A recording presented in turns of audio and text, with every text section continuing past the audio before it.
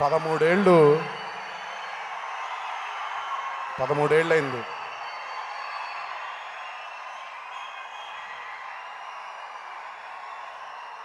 నాకు ఆడియో ఫంక్షన్లో చెప్పాను, ఏదో ఒక వెలుగు కనిపిస్తుంది అని. బహుశా ఆ వెలుగు జనతా గ్యారేజ్ అనేమో అని ఆ రోజు చెప్పాను నేను ఈ మాట. ఈ సినిమా సెప్టెంబర్ 1వ తారీఖు రిలీజ్ అయినప్పుడు నేను రకరకాలు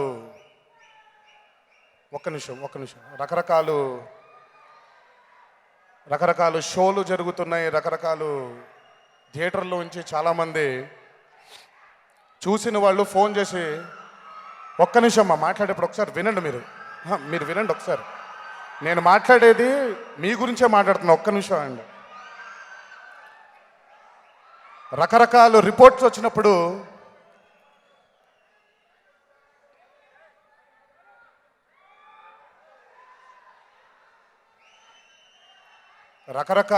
వచ్చినప్పుడు కాసేపు అంటే ఏం మాట్లాడాలో, దానికి ఎలా రియాక్ట్ అవ్వాలో అర్థం కాలేదు. శివ మీద నేను పెట్టుకున్న నమ్మకం తప్పవదే, ఈ కథ మీద పెట్టుకున్న నమ్మకం తప్పవదే, మీకు నేను ఇచ్చిన మాట తప్పవదే అని ఎంతసేపు నాకు తెలిసి చాలా మదన పడిపోయాను. కానీ అదే రోజు ప్రేక్షక దేవుళ్ళ దగ్గర నుంచి, అభిమాన సోదరుల దగ్గర నుంచి ఆ రిపోర్ట్లు వింటూ ఉంటే, అంటే ఇన్నేళ్ళు పట్టిందా నాకు మీలో ఈ ఆనందాన్ని చూడడానికి, ఇన్నేళ్ళు పట్టిందా నాకు? ఈరోజు ఇంతకంటే నాకు కావాల్సింది ఏమీ లేదు. జనతా గ్యారేజ్ వల్ల మీ అందరి మొహాల్లో ఆనందం చూడగలిగాను, మీ అందరి కళ్ళల్లో ఆనందం చూడగలిగాను. మా అమ్మ నాన్నలకి ఈ జనతా గ్యారేజ్ ద్వారా వాళ్ళ పుట్టినరోజు నాడు ఒక గిఫ్ట్ ఇవ్వగలిగాను. ఎన్నోసార్లు నేను అన్న చాలాసార్లు మాట్లాడుకున్నాం, ఏంటన్నా బాధగా ఉంది అంటే, విజయాలు దక్కుతున్నాయి, విజయాలు వస్తున్నాయి, కానీ ఈ విజయం కోసమే నేను ఎన్నేళ్ళు ఆగానో నాకు తెలుసు. నా వెనకాల నా మీద నమ్మకం పెట్టుకొని ఎన్నేళ్ళు ఆగారో మీ అందరికీ తెలుసు. ఈరోజు మీ అందరి ముందు తలెత్తుకొని తిరిగేలా చేసిన మా జనతా గ్యారేజ్, మా దర్శకుడు కొరటాల శివ గారికి ఆ జన్మాంతం రుణపడిపోయి ఉంటాను. థ్యాంక్స్ శివ. నా మీద నా అభిమానులు పెట్టుకున్న నమ్మకాన్ని ఈరోజు నిజం చేశారు. ఆ ఆనందం మాటల్లో చెప్పలేనంత ఆనందాన్ని మా అందరికీ కలుగజేశారు. Thanks a lot Shiva. ఎప్పటికీ ఈ విజయం ఎప్పటికీ మా అభిమానుల సోదరుల గుండెల్లో, మా గుండెల్లో ఎప్పటికీ చిరస్థాయిగా నిలిచిపోయే విజయం ఇది. Thank you Shiva.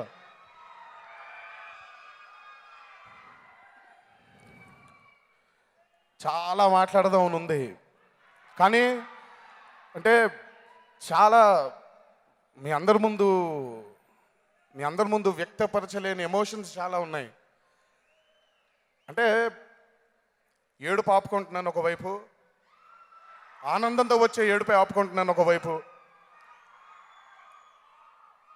ఈ జీవితానికి, ఈ జన్మకి ఇది చాలు. నిజంగా మీ అందరినీ ఆనంద పెట్టడమే నా ముఖ్య ఉద్దేశం.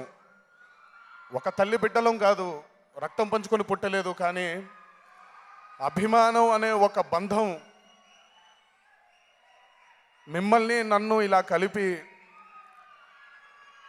ఈరోజు నన్ను గుండెల మీద పెట్టుకొని మీ అందరూ ఇంత ప్రేమని, ఇంత ఆప్యాయతను పంచుతున్నారంటే అది నా తల్లిదండ్రులు నాకు ఇచ్చిన ఈ జన్మ అదృష్టం. ఒక మహా మనిషి కుటుంబంలో పుట్టడం నేను చేసుకున్న రెండో అదృష్టం. మనందరి ఆరాధ్య దైవం నందమూరి తారక రామారావు గారు.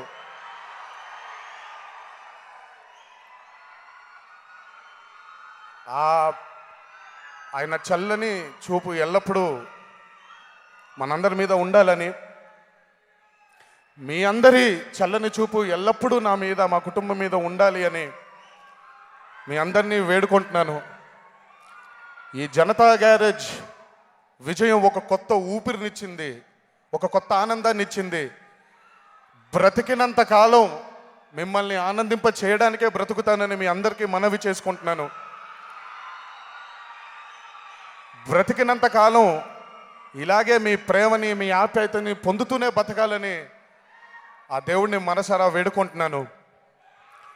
ఈ విజయాన్ని మాకు అందజేసినటువంటి మా జనతా గ్యారేజ్ సాంకేతిక నిపుణులందరికీ, ఆర్టిస్టులందరికీ, మీడియా ప్రతినిధులందరికీ, పాత్రికేయ మిత్రులందరికీ ఇంకొకసారి నా ధన్యవాదాలు తెలియజేస్తూ, ఈ సినిమాని జనతా గ్యారేజ్ అని ఏ రోజైతే మేము ఆ పేరు పెట్టుకున్నామో, ఈరోజు ఇది మా విజయం కాదండి, ఇది జనతా విజయం. ప్రజలు, ప్రేక్షకులు, అభిమాన సోదరులు మీ అందరూ ఈ సినిమాని మీ గుండెకి దగ్గరగా పెట్టుకొని ఈరోజు మా అందరినీ తలెత్తుకునేలా చేసినందుకు మీ అందరికీ శిరస్సు వంచి పాదాభివందనం చేసుకుంటున్నాను.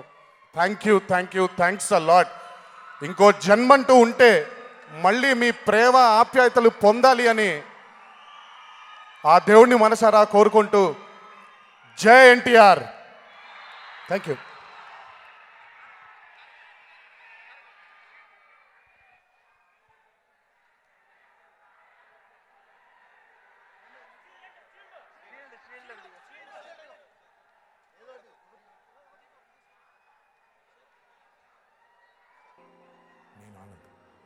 ఈ భూమి మీద ఏ సృష్టి అన్నా నాకు చాలా ఇష్టం.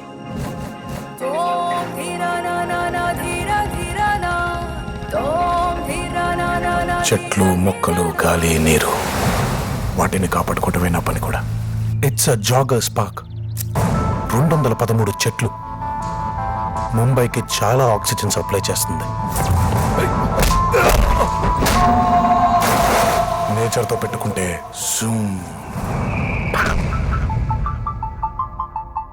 ఆ చెట్టు అంటే నాకెంత ప్రాణమో, బుజ్జి అంటే కూడా అంతే ప్రాణం అమ్మా నాకు. ఇంత బోరింగ్ క్యాండిడేట్ తో ఎలా అండి?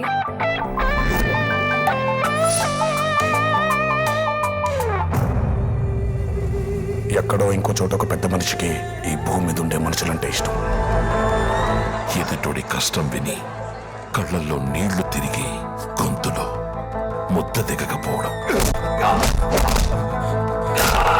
మొత్తం ఇండస్ట్రీ మీ గురించే మాట్లాడుతుంది మేడం. గ్యారంటీగా నెక్స్ట్ శ్రీదేవి మీరే మేడం.